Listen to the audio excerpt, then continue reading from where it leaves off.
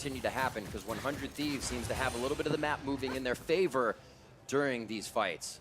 We're gonna reset here coming up on 35 minutes. Baron fights, 1, 2, 3, 4, and only one successful take by 100 Thieves so far.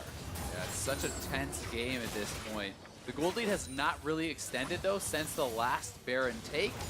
So this lead is meaning less and less. Doublelift is still ridiculously farmed, and he is that important member. So if they can find that good engage with the Orin, with the Set 20, they can crush a fight. And you give TL one fight, they will take the Baron, and they will be in control. And you can see people are kind of preparing for that fight however they can. I like to think of stopwatches almost like when you buy an elixir of a fortitude or anything like that. Someday is doing that right now. He's ready for the next fight. He spent 600 gold on a stopwatch. He already has the Guardian Angel, so that is a dead-end stopwatch. He will use that. There's call the Force God. Huge stock up. Wow. On to 100 Thieves. They put down the Lambs for fight fast enough, but it doesn't look like they'll come out healthy enough. And Ryu goes down. Smithy falls fast after, and the retribution kill for Team Liquid. And now it's going to be a back and forth with the call, or with the curtain call out. Impact slowed. Bellows breath forward. But that's Impact from Afromu. The combo of Headbutt Pulverize keeps Team Liquid in range. And they completely liquidate that fight from 100 Thieves. Afromu lines him up, and Someday knocks him down with that barrel combo. What an engage. And the Zillion ultimate, the key misstep there for TL was from Someday. This has been an incredible split for Someday as a top laner. Impact caught out again. Pulverize on top of the ultimate. They might have stacked the CC a little bit to secure this kill, and Impact will make that alive. They call every teleport in from Team Liquid, though. They're going to try to throw the kitchen sink at him. He gets silenced, and they don't need the Forge God to come back through, and 100 Thieves are getting a little greedy. That is a critical kill because the Elder has just spawned, and TL could now head over there. Looks like they still want to fight. Slowly pressuring each other, but tempered here as 100 Thieves know they are now down a player even with that Baron in hand. They have no minions to push up a bot lane, and they'd have to go through Team Liquid to get there. Elder Drake started by Team Liquid. Someday he's already placed a prep barrel in that bush in case they want to walk up afterwards. See if he gets a chain off to the back. Coming up on that 40-minute mark, teams have pushed each other to the brink here. Curtain call is open to disrupt and cause chaos on Team Liquid. Seeing Onda in the front, trying to get the Lambs or spike down the spike game. Smithy takes the last shot. Deadly Flourish almost hits him. He's got to get out of there, but it's going to be Ondas. They smite Elder. That's going to be a double dragon buff for them, and now they are going to take down Impact with the rest of Team Liquid. This turret still being pressured in is Pobelter, the blue buff to blue buff fight. Nice chain onto him. Half health instantly, but he feels good to stay because Smithy is just below him. Yeah, Smithy is just below him, but also it means he can't do that type of burst again with the ultimate down from Ryu. A lot of people take the LeBlanc burst and then they're like, wait, let me just back up. She doesn't have her ultimate. She actually used it there, even though it's not a huge ultimate-looking ability. And that's the one distort she has. Flash will have to be next. Takes it back, and they're going to get knocked out. Keeper's Verdict pushes out Tom Kench. Ole and Doublelift aren't in this fight. Someday's That's here. going to be Pobelter going down as they trade mid laners. Smithy chomped up and gobbled up by Ole for safety as they now start to focus on Impact. A lot of the damage being traded, but not finished off in this fight, as nobody can find the kills besides Ryu and Pobelter. Yeah, and you see that TP coming in there from Someday, able to trade back a kill. 17 minutes. Whoa, Afromu! Woo! That was a boo-boo.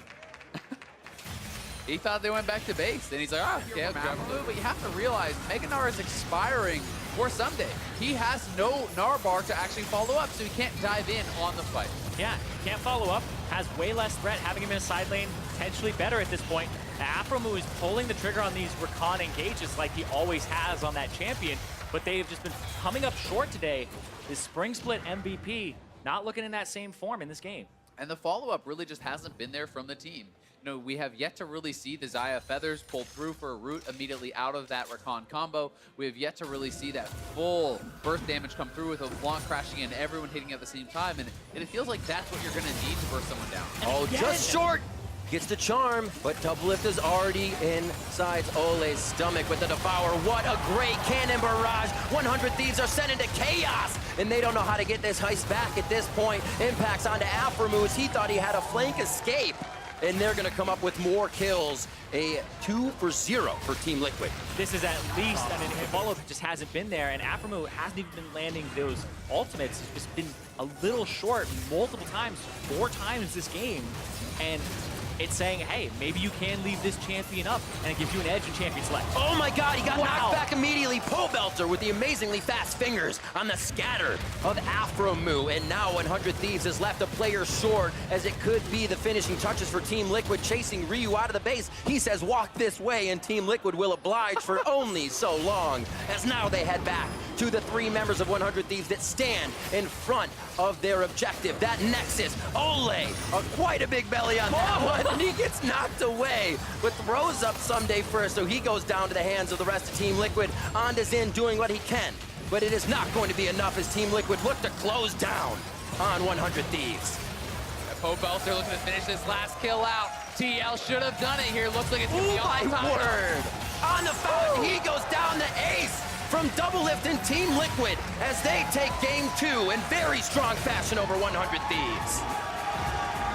It's a very slow game there. Turrets, and definitely a big deal there for TL, but 100 Thieves aren't so far behind. They really do still have very strong solo laners. They're going to have their chances. And you really, really want this Mountain Drake as 100 Thieves. It increases your Baron pressure with a Cassiopeia later in the game. They want this, but right now, Pobelter is topside. He's probably going to get this tier 2, or he's going to TP in.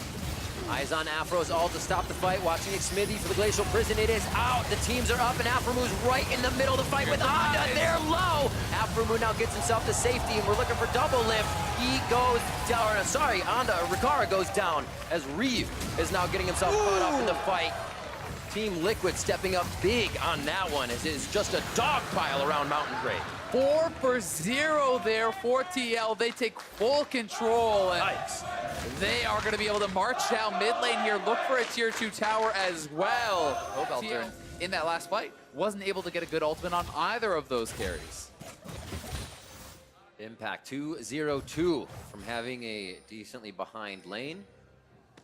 2-3-0-2 for Double Lift as he is still in that being fed the resources position behind Ole here with a strong front line and Impact. They're able to take down Onda right away. Glacial Prison misses, but that doesn't seem to deter them too much. They hesitate, but they call through the Force God, and the fight continues. Flash forward for the Permafrost, and they are going to lock down Rio and Aphromoo. Stopwatch for Aphromoo to buy him a bit more time, but Rikara has to turn tail and head home. This here, and you can see they're playing so heavily for vision around the Baron. If you actually toggle 200 Thieves side of the vision, we can see that there's just nothing in that area. It's so dark. And Don't do that, it's spooky!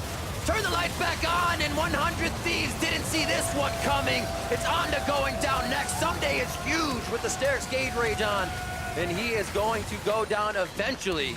Actually, his Gargoyle Stone Plate coming up there, and they are just being taken down left and right. Team Liquid able to adapt and flow onto the priority champions in this fight. I don't think they really have the time for Someday. He wants the wave. They could just go and end the game. He wants the minions, no! Realm warping a few in there. They do get one of the candy minions in to reduce the turret. Team Liquid. Wait, what moments? As TL's able to keep things uncontested here, now contesting a fight in the mid lane, but I think 100 Thieves may have the upper hand. Aphromoo too low, too quick, and TL has the fight they want. A Realm Warp in from Pobelter to lock down Someday. He's in the front, he's going down. Ryu can't even enter from the sideline. As Onda is just absorbing as much as he can, but to what cost? Mid's gonna fall, and Team Liquid are on a rampage down mid lane. Oh, almost going. So close to going down. Turn away. Turn away. Turn away. Turn away. Turn away. Turn away. Turn away. Turn away. Turn away. Turn away. Turn away.